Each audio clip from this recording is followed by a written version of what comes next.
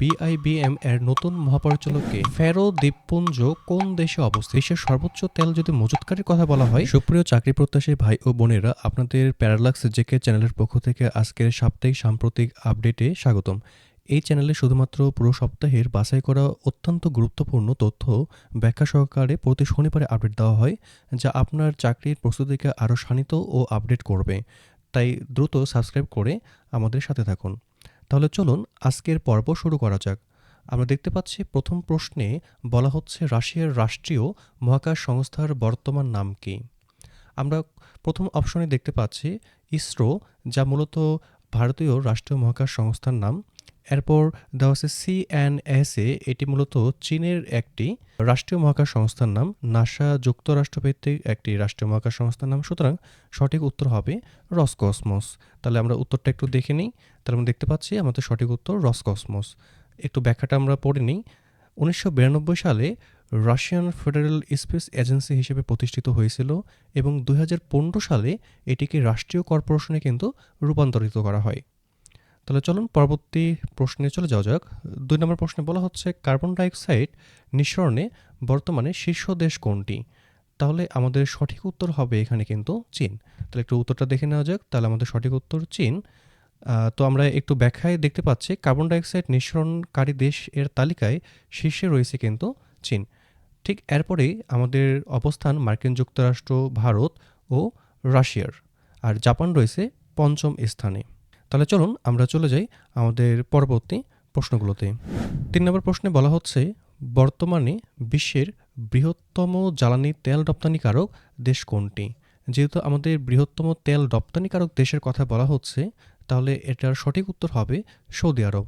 আমাদের এ ধরনের কোশ্চেনে বেশ সতর্কতা অবলম্বন করতে হবে, কারণ আমরা যদি একটু ব্যাখ্যায় লক্ষ্য করি তাহলে দেখতে পাবো সৌদি আরব কিন্তু বিশ্বের শীর্ষ জ্বালানি তেল রপ্তানিকারক দেশ। অন্যদিকে মার্কিন যুক্তরাষ্ট্র বিশ্বের বৃহত্তম তেল উৎপাদনকারী দেশ।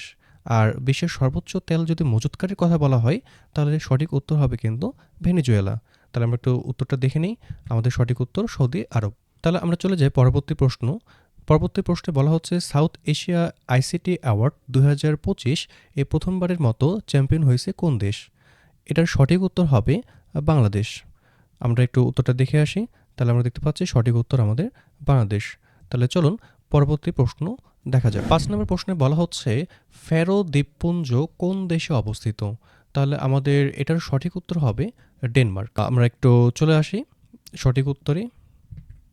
তাহলে দেখতে পাচ্ছি আমাদের সঠিক উত্তর কিন্তু ডেনমার্ক।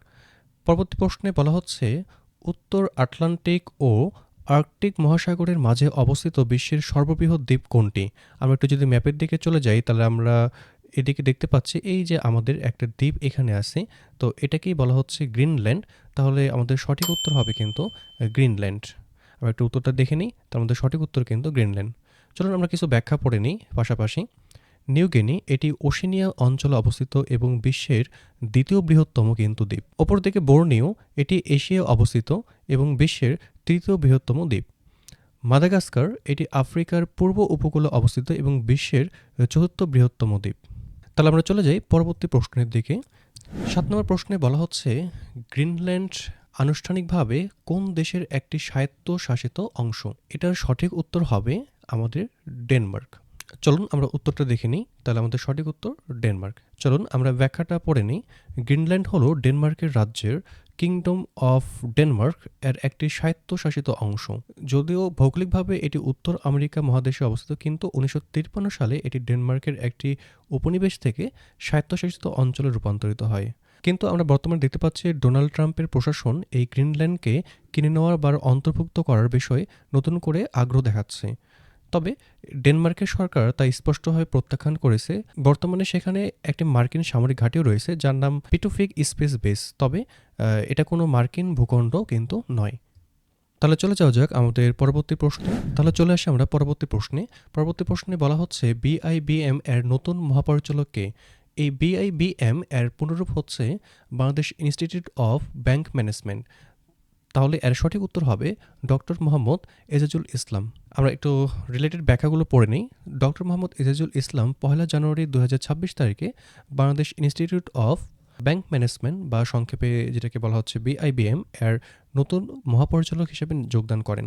তবে আনুষ্ঠানিক সংবাদ বিজ্ঞপ্তি 11 জানুয়ারিতে কিন্তু প্রকাশ করা হয়।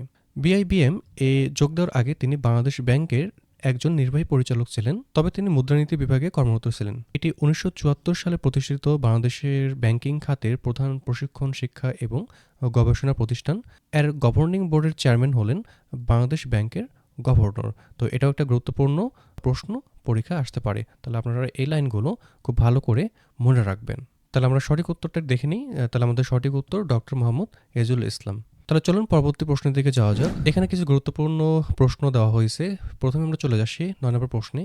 বলা হচ্ছে মাথাপিছু আয়ের অর্থাৎ জিডিপি পার ক্যাপিটা এর ভিত্তিতে বর্তমানে বিশ্বের শীর্ষ ধনী দেশ কোনটি?